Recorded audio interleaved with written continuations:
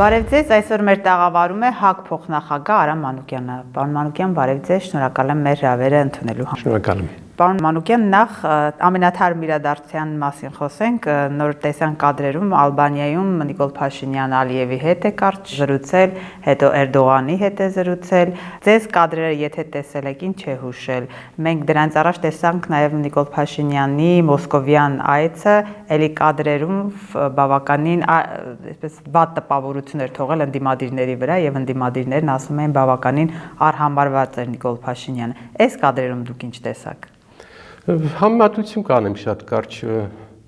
որոշ տեղերում ինչպեսին ասենք Ռուսաստանն է BRICS-ինքը իրանց գում է կուրկուրի ձագի նման, թրջված հավի նման, իսկ այստեղ հարազատ միջավայրում է տրամադրությունը տեղը, ժպիտը տեղը, գիրքը կարծքին գրկած, ակնհայտ է, սա է իր միջավայրը եւ իրասնուցող աղբյուրները սա են գովազդում, ոգևորում ուսին թփթփացնում, դա համար ինքը այդտեղ իրեն շատ լավ է զգում եւ հավանաբար նրանք էլ խոստացել են, որ ինքը կմնա իշխանության,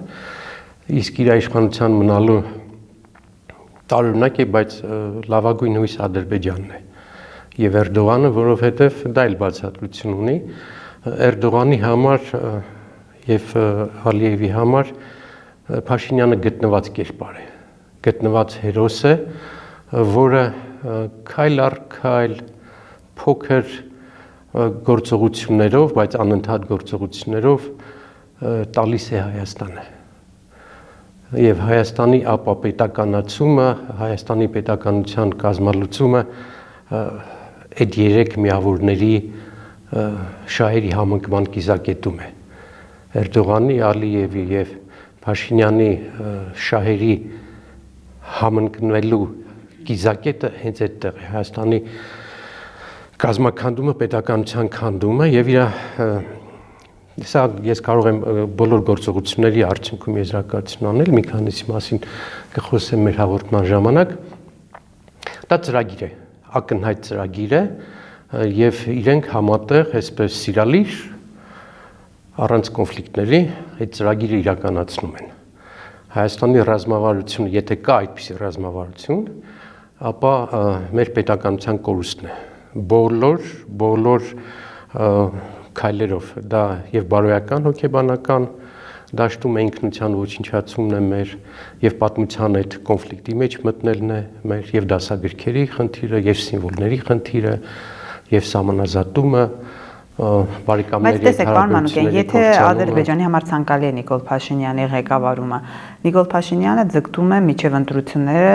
26 թվականը խաղաղության պայմանագրի այդ թուղթը ունենալ ուրեմն ինչու Ադրբեջանը չի գնում այդ քալը ակնհայտ է որ ինքն է ձգձգողը չի գնում այդ պայմանագիրը ստորագրելու ճանապարհով այսինքն ո՞րն է խնդիրը ինչ է ուզում եթե ցանկանում է ամեն կերպ Նիկոլ Փաշինյանին պահել այստեղ որովհետև եթե այսօր ստորագրվի այդ պայմանագիրը դա գիծ պետք է լինի հարաբերությունների այսինքն ինչ որ սահման այս կողմ կամ այն կողմ եւ դրանով ավարտվելու այդ խնդիրը Ալիևի ռազմավարությունը հետեւյալն է այդ գիծը որքան հնարավոր է հեռացնել որովհետեւ այդ հեռացնելու պայմանում ինքը լրացուցիչ առավելություններ է ստանում դա փախստականների վերադարձն է, դա անկլավների հարցն է, դա Մինսկի խմբի լուծարումն է, դա Հայաստանի հայցերի հետ բերումն է միջազգային ատյաններից, բանակի կրճատումն է, բոլոր այն խնդիրները, որոնք մինչև այժմ դեռ հողի վրա լուծված չեն, պայմանագրի հետաձգման պայմաններում հնարավոր են լուծել։ Ինչին համաձայնություն տվել է, ասենք, Փաշինյանը հռչակագիրը, սահմանադրությունը, այդ բոլորը դեռ ընթացքի մեջ են եւ որքան որ ձգվի այդ պայմանագրի ստորագրումը, այնքան Հայաստանը պետք է տա, որպեսզի պահի իր իշխանությունը եւ դա է պատճառը, որ Ալիևը այս պահին ամենևին չի ձգտում խաղաղության պայմանագրի ստորագրման առիթին, չի ձգտում դրան եւ Եթե տեսել եք վերջին ամսվա ընթացքում համար այլ խաղաղության պայմանագրի մասին չեն էլ խոսում, որովհետև իսկապես լրիվ միակողմանի էր զիջումները եւ դրա մասին խոսելը, հիմա դրա մասին խոսք չկա, այն process-ները Փոխարենը Ադրբեջանը կրակում է, երբեմն թիրախավորված, երբեմն ոչ թիրախային։ Կրակելը այսպես բան ունի, շանտաժի գործիք է, որով սպառնում է, որ եթե այդ զիջողությունները չլինեն Հայաստանի կողմից, ապա կլինի ռազմական գործընթաց եւ Նիկոլի համար էլ դա աշխատում է, եթե չգնանք խաղաղության, ապա Ադրբեջանը կհարձակվի եւ զիջելու բոլոր պատրվակները, բոլոր բացատրությունը հենց այստեղ են։ Այսինքն, եթե մենք չենք ուզում պատերազմ, ապա պետք է զիջենք, չգիտեմ, Սահմանադրական փոփոխություն, Սահմանադրական հռչակագիրը, Մինսկը, հայցերի հետ վերցնելը, փախստականները եւ այդպես շարունակ։ Այնպես որ Ադրբեջանի համար դա ձեռնտու, իրենց համար ձեռնտու գործելակերպ է, իսկ Փաշինյանի համար նույնիսկ ձեզ ասեմ, ներքին առումով վստահ եմ, որ ինքն էլ չի ուզում ստորագրի, որովհետև որքան երկարաձգվի իրեն պահելա ձեռնտու է լինելու։ Իհարկե այստեղ ինքը վստահ եմ հաշվարկների մեջ կսխալվի, ինքը չի ձգի այնքան, որ այդ հատուցումները, հատկացումները, զիջումները անվերջ լինեն։ Բայց իրեն պետք չէ այդ թուղթը, որպեսզի ընտրությունների ժամանակ ասի ժողովուրդ, տեսեք, ես ձեզ խաղաղություն եմ բերել, ստորագրված արդեն։ Գիտեք, եթե թղթի մեջ պետք է լինեն խայտառակություն եւ տարբեր շարք խայտառակությունների, դա ամենևին չի բերելու ընտրությունների համար իրեն հաղթանակի հնարավորություն, որովհետեւ արդեն այսօր ակնհայտ երևում է եւ ժողովրդի մեջ այդ ատելությունը այսօրվա իշխանությունների նկատմամբ ես կարող եմ ասել երկրաչափական պրոգրեսիվ է զարգանում, որովհետև մարդիկ ակնհայտ տեսնում են, թե ինչ է կատարվում, ինչպես է ինքը նետվել Ադրբեջանի գիրկ եւ գնում է փողզիջումների, ես որոշ փաստեր ձեզ կներկայացնեմ, թե ինչ մերձպետական ծրագրեր են ներկայացվում Նիկոլ Փաշինյանին Ադրբեջանի հետ այսպես կքելու քաղաքականություն իրականացնելու համար։ Դրանք փաստեր են, գործընթացներ են, որոնք գաղտնի չեն, որոնք հրապարակային են, որոնք նույնիսկ գովազդվում են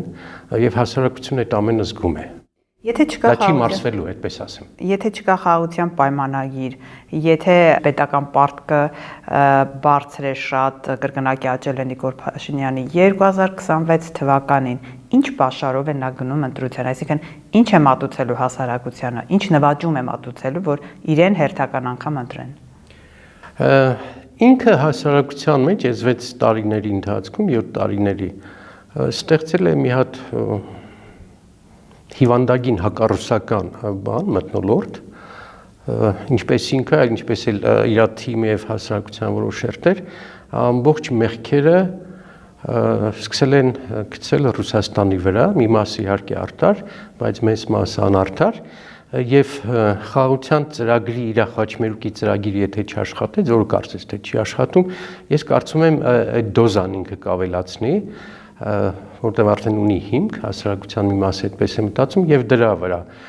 կգնա ընտրությունների։ Մյուս մեթոդը, որ արդեն բազմաթիվ վերլուծաբաններ հասել են դրան, ստեղծել Հայաստանում այնպիսի ապատիկ մթնոլորտ, այնպիսի հուսահատության վիճակ, այնպիսի հուսալքության վիճակ, որ ընտրողների մեծ մասը հույս չկապի որևէ մեկի հետ, անգամ այս իշխանությունների եւ չգնա ընտրությունների։ Դա լինելու է, եթե այսպես մնա, ճնշող մեծամասնություն է։ Իսկ ճնշող մեծամասնության пассивության դեպքում իշխանությունները միշտ ունեն որոշ պահուստային մաս, դա վարչական լծակն է, թեկուզ այն լինի 5% կամ 10%, այդ 5-10%-ի ակտիվությունը կարող է որոշել արդյունքները ընտրությունների։ Ասենք թե իրենք կարող են վատ տեսական տարբերակ եմ ասում հավաքել 7%, ասենք ինչպես Երևանում հավաքեցին։ Եվ մնացածները հավաքեն ավելի քիչ։ Այսինքն իրենք հավաքում են միզեր այդ հիասթափության ապաթիայի հենքի վրա։ Մնացածները հավաքում են ավելի քիչ, բայց մեկը ինքը այդ ժամանակ ունենում է մեծամասնություն։ Եւ սա է, որ մարտահրավերը, եւ սա է, որ իր հույսն է, որ 26-ին կարող է այնքան զզված լինի մեր ժողովուրդը, ասենք այս զորվա պարլամենտին նայելուց ինչ կարող ես անել, միայն ուսերը թոթվեց, թե այս ուր ենք հասել, ինչ պարլամենտ ունենք, այս ինչ խուժանապետություն է, այս ինչ գժապետություն է։ Եվ այդ վիճակում մարդը մտնում է իր խեցի մեջ, ձեռ է քաշում իր քաղաքացիական դիրքորոշումից, իր հանրային հասարակական գործունեությունից, ինչ է նպաստավոր վիճակ կարող է լինել իշխանությունների համար։ Իմ կարծիքով սա է նրա տակտիկան, որը հասարակությունը քանդող, պետականությունը քանդող ռազմավարությունը։ Արդյոք չի լինի Նիկոլ Փաշինյանի համար այսպես նախընտրական խոստման նման մի բան, որ ինքը անդադ շեշտում է ճանապարհներ, մանկապարտեզներ, դպրոցի շինարարություն են սկսել,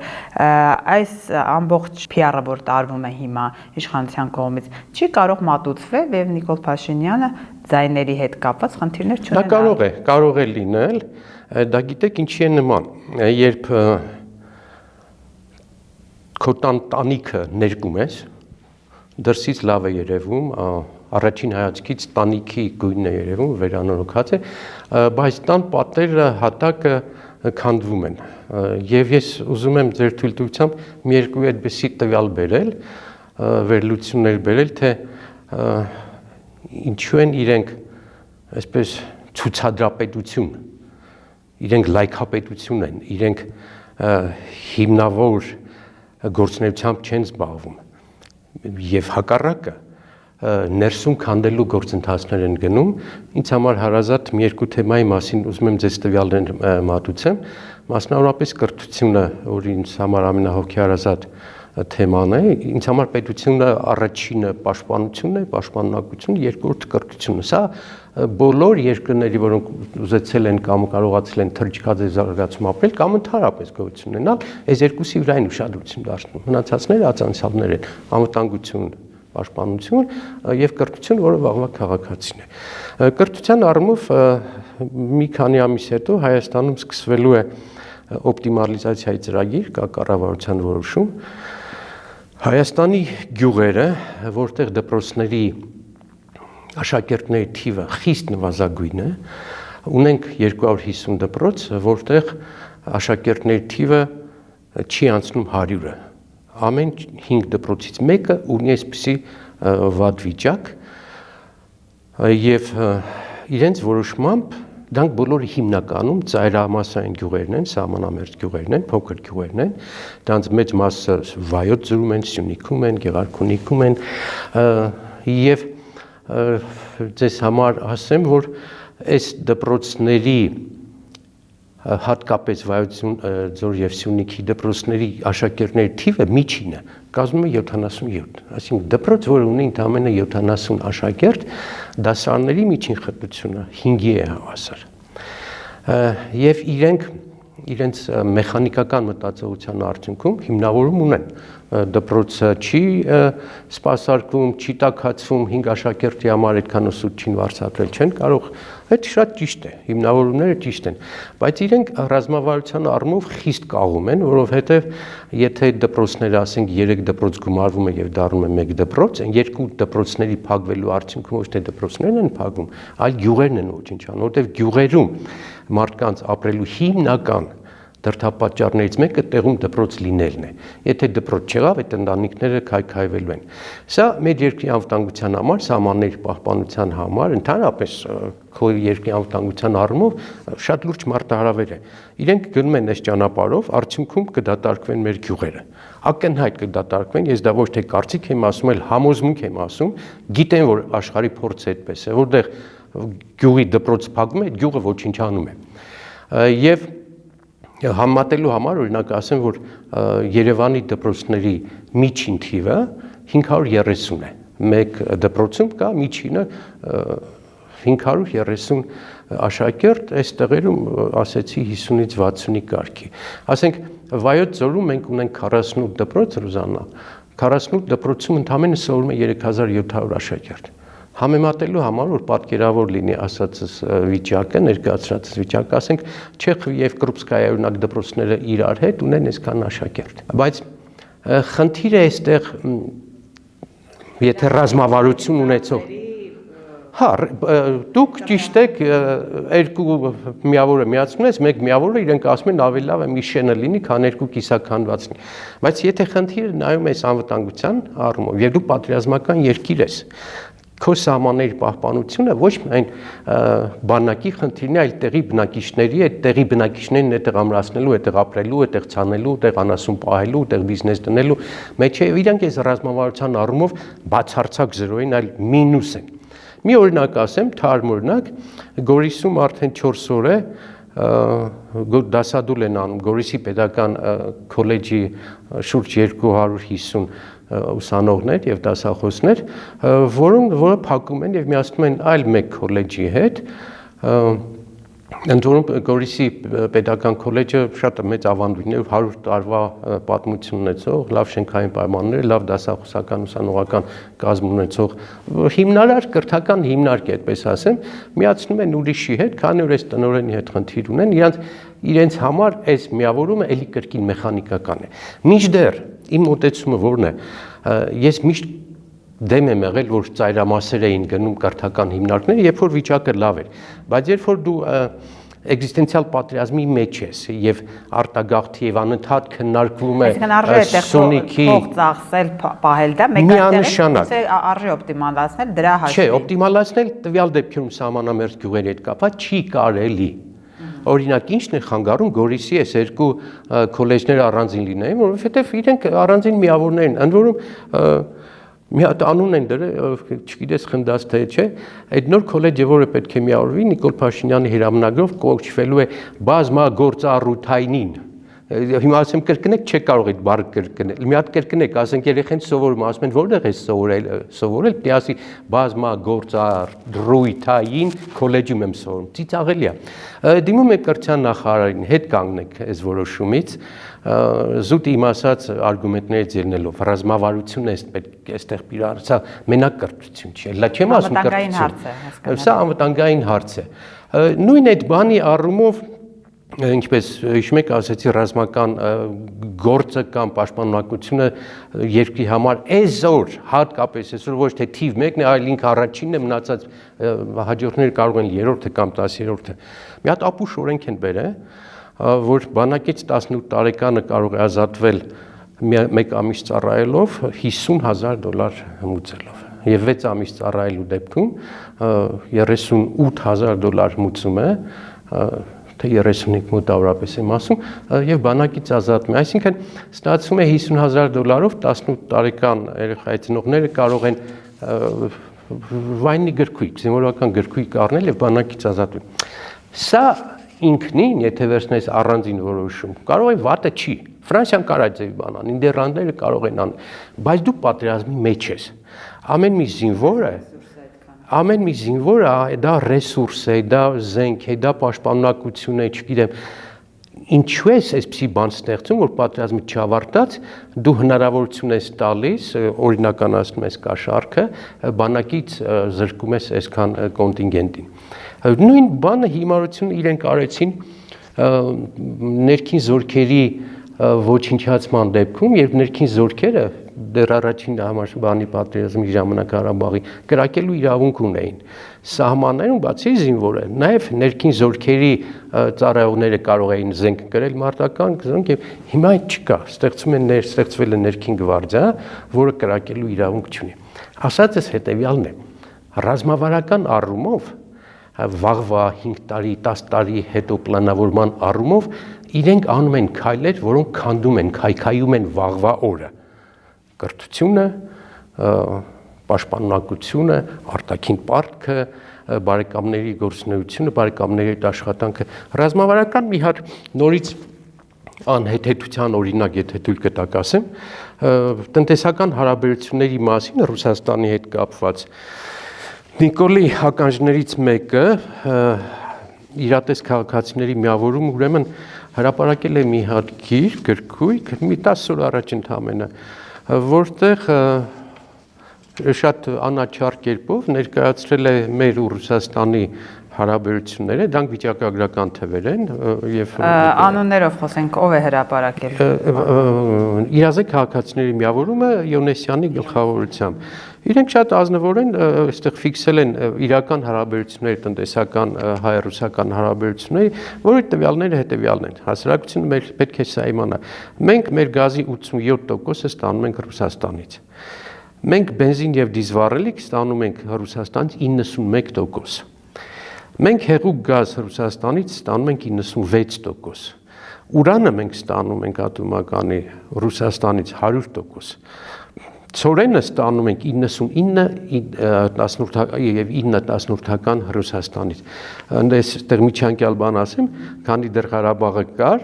մոտ 20% մեր հացի, 20-ից 20, երբեմն նույնիսկ 25% մենք ստանում ենք Ղարաբաղից, բավականին թեթևացնում էր բեռը եւ Ռուսաստանից մենք 20%-ով քիչ էինք կախված։ Այս է դիվերսիֆիկացիան, որի մասին ենք ասում են, այսինքն Ղարաբաղը, այսպես ասած, փոխարինում էր այն դոնորներին, որոնց փնտրտուքը այսօր իշխանությունները կատարում են։ Բուսական յուղի 83% ստանում ենք Ռուսաստանից։ Եվ այսպես, բուսական յուղի 94%։ Եվ ինքը ներկայացնելով այս փաստերը, կառավարությանը ներկայացնում է ծրագիր, թե ինչ ռազմավարություն պետք է Հայաստանը իրականացնի այս կախվածությունը չեզոքացնելու համար։ Եվ կարդում եմ այդ գժապետության մի քանի կետեր, լուծումներ։ Հա, ինչ լուծումներ են։ Ես հիմա կարդում եմ լուծումների մասին։ Բանես էլի, այս տգիտությունից, այս տհասությունից, այս կարճամտությունից խեղճանում ես հասկանում, տգիտությունը շատ հզոր զենք է։ Իսկ ռազմավարական մտածողություն չունենալ, այսինքն դա պատ է, որ հետ չես կարա մրցես։ Ինչ ասես պատին։ Նայեք, հաշվարկել խաղաղության առաջիկա պայմանագրի կնքման եւ հարաբերությունների կարգավորման սցենարի դեպքում Ադրբեջանից կամ Ադրբեջանի տարածքով Միջին Ասիայից բնական գազի ներկրման հնարավորությունը։ Լավ է ձեզ համար։ Այսինքն, այլ չեմ ասում, թե ասենք Ռուսաստանից, որ պայմանագիր ունենք եւ այդ ամենը ստանում ենք պայմանագրային ձևով,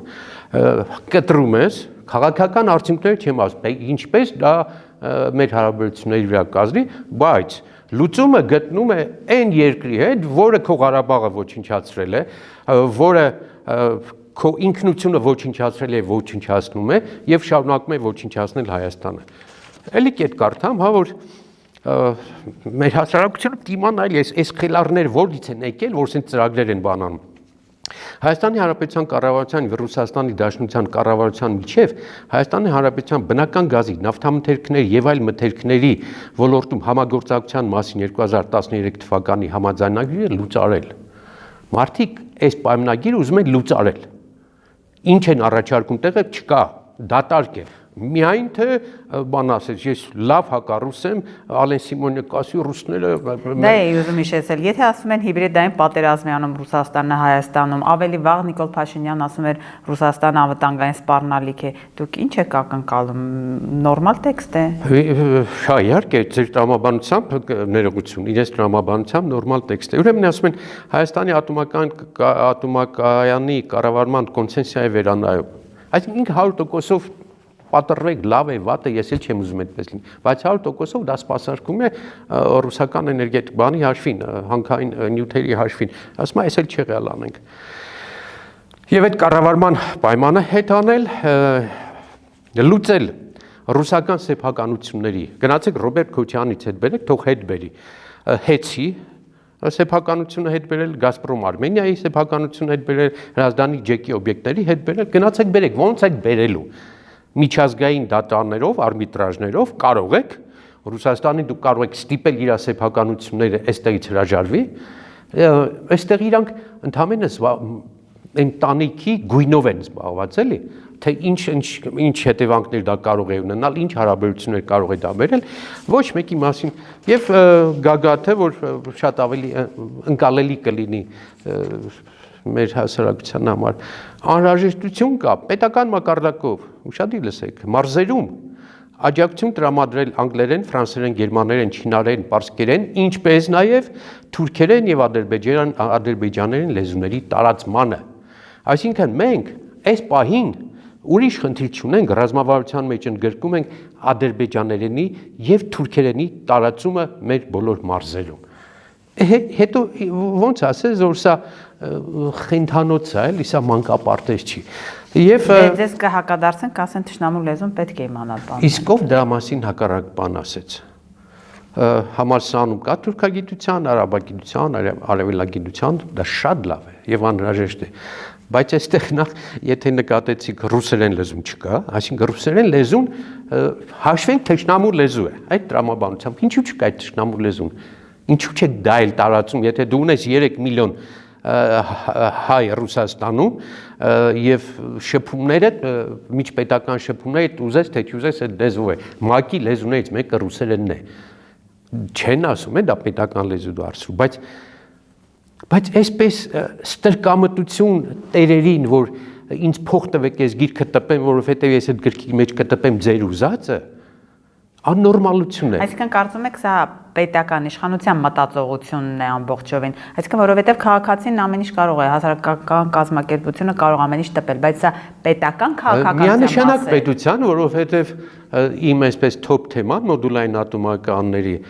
դա պետական ծրագիր է եւ պետությունը Նիկոլ Փաշինյանը հայտարարել է դրա մասին մոդուլային ատոմականների ստեղծման մասին, դա իբր այն ծրագիրն է, ոչ թե իբր դա իրականում կա եւ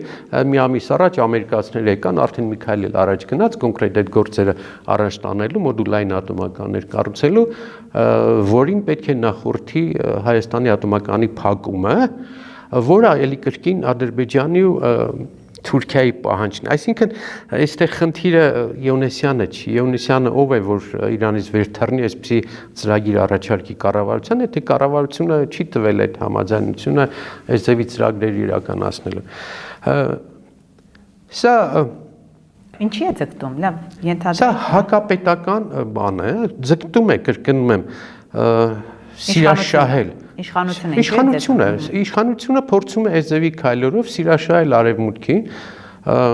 հակառուսականություն։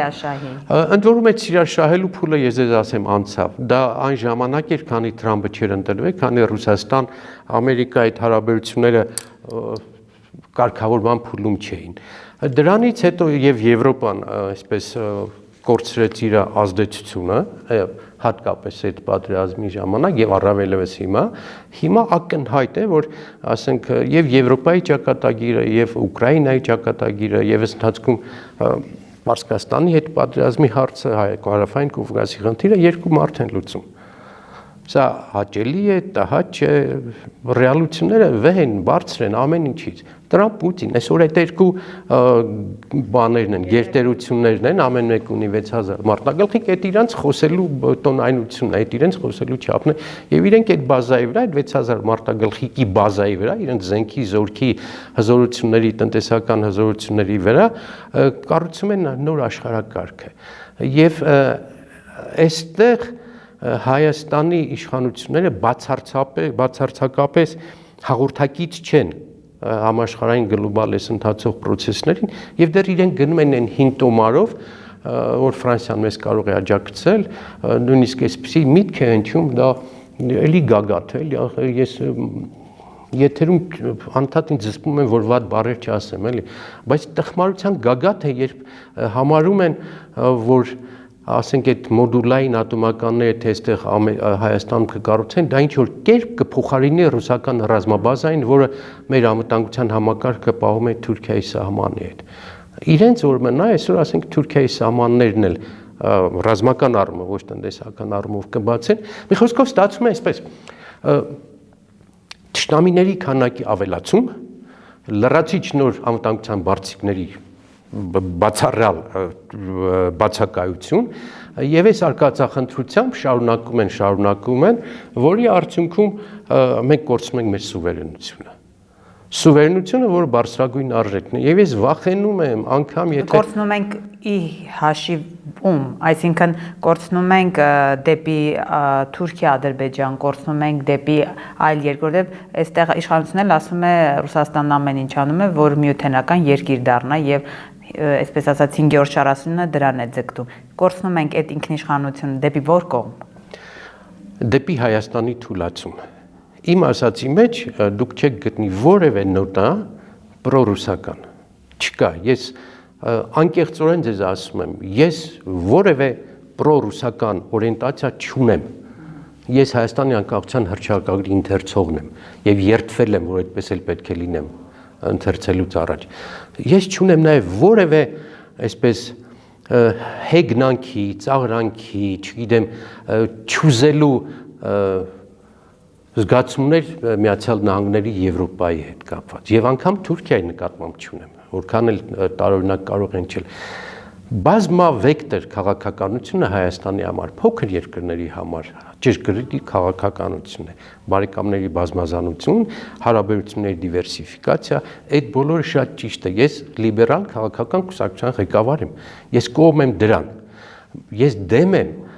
այդ օրթոդոքս հականերին։ Հայաստանի կեսը այսօր ռուսներին է հայհոյում, կեսը Եվրոպային է հայհոյում, հետո կեսը Ամերիկային հայհոյել, պարսիկների դեմն այսօր ահավոր քայլեր անում, որը աննորմալություն է, հասկանում եք, մեզ առաջարկել են Աբրահամի պակտին միանալ, Աբրահամի պակտը, որպեսզի շատ կարճ ասեմ, բացատրվի դա ինչ է, հակաիրանական կոալիցիա է։ Այսինքն դա Իսրայելի, Ադրբեջանի, Միացյալ Նահանգների նախագիծն է, որտեղ ուզում են արաբական երկրների եւ այս մեր տարածաշրջանի մեջտեղում ստեղծել կոալիցիա, որը կճնշի Իրանին։ Տրամպի եւ Բայդենի միակ ես ընդհանուր գիծը միշտ համարել եմ հակաիրանականությունը։ Այս գծի վրա Հայաստանին քաշում են ներս։ Սա խելահեղություն է, հասկանում եք, սա 5 տարեկան երեխային կարելի է բացատրել, որ լրացուցիչ թշնամի, որը քո հետ կռիվ կունենա, որը քեզ չի պաշտպանում, չի կարելի գնալ այդպիսի քայլի։ Ինչու է քննարկում, չգիտեմ, կմտնեն, չեն մտնի, ներսում քպեմ գոնեմ երկու մտածող մարդ կգտնի ու կասի, ես ինչ եք անում։ Սա ինչ քյալլագյոզություն է։ Ինչ Աբրահամի պակտի մասին եք մտածում։ Չէ՞ որ ունենք մի հատ բնական դաշնակից, բնական Այսինքն Իրանը ուզի թե չուզի, մեզ ատի, ոնց որ մենք ենք ատում որոշ երկրների, ինքը մեզ հետ ունի շահեր։ Մենք ունենք համատեղ սահման, այդ համատեղ սահմանի պահպանությունը իր համար եւ տրանզիտ է դեպի Վրաստան, դեպի Ռուսաստան։ Պետական նշանակություն։ Սա պետական նշանակության ռազմավարական գործընթաց է։ Եվ մեր խելոքների մտքով անցնում է այդ ռազմավարական գործընկերությունը կարելի է այսպես նեղացնել։ Բերել ամերիկյան ատոմականներ, բերել, չգիտեմ, Աբրահամի պակտ եւ այլն, որով զրկվեց նրանից։ Հիմա ես կարող եմ ես ասացնից նայեք։ Գնում ենք դեմ Ռուսաստանին, գնում ենք դեմ Իրանին, գնում ենք դեմ BRICS-ին, ԱՊՀ-ին, արաբական Չինաստանին, Չինաստանին էլ ռիսկ չեն անում, որովհետև Ռուսաստանի հետ Չինաստանը ունի նորմալ հարաբերություններ, Ադրբեջանն ու Վրաստանը 100-ապատիկ մեզնից առաջ են ընկել Չինաստանի հետ հարաբերություններ, որտեղ ակնհայտ երևում է Ռուզանա կույր աչքով էլ, չտեսնելով էլ, չկարդալով էլ զգացում է, որ Չինաստանը բարձրանում է շատ արագացված տեմպերով, ինքը դառնում է երրորդ գերտերությունը։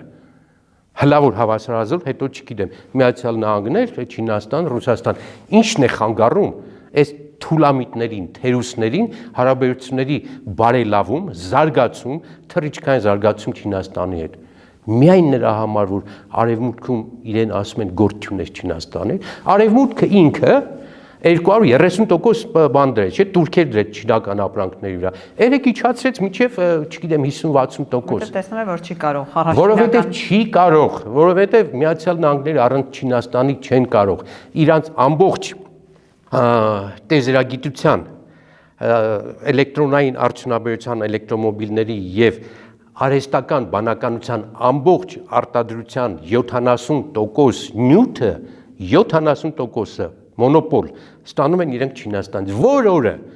իրենք զրկվեն Չինաստանի այդ նյութերի, այդ թանկարժեք նյութերի, հազվագյուտ նյութերի ներմուծումից Չինաստանից կքանդվի Միացյալ Նահանգները, հո ապուշ չեն։ Ռուսները պահում են Ամերիկայի հետ հարաբերությունները